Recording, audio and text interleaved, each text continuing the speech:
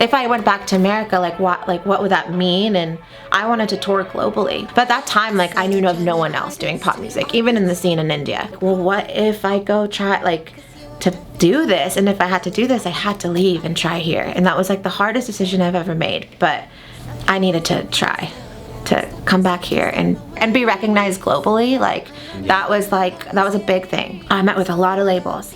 And I think the thing with me is I was trying so hard to not Indianize myself to market to Bollywood. That was kind of why I left India too. It kind of felt like if I wanted to be successful, I had to incorporate Bollywood or incorporate Indian things into my music. And I had to follow my heart with not kind of use our culture as a gimmick just to get numbers. Like that was, and it's just not me. A lot of people do it because it is them, but it's just not me.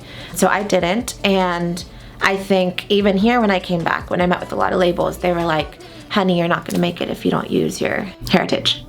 I went through a lot of like meeting a lot of people and them being like, yes, but if you do it this way.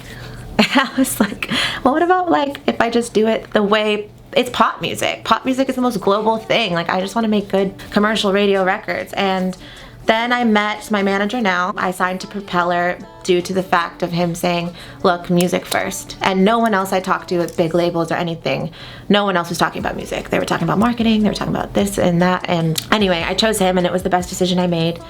He put me in the room with Mark Nalan Jr., who's the guy who produced Worth It and Bad Girls Dream in here with me, and I got to go to the studio. He's incredible. He's won Grammys. He's worked with Lady Gaga on A Star Is Born. He's worked with Julia Michaels. He's just worked with everyone, and it was the biggest training process of my life working with him. It was just write song after song and rewrite, and I felt so incredibly lucky in that I was on my path in some way.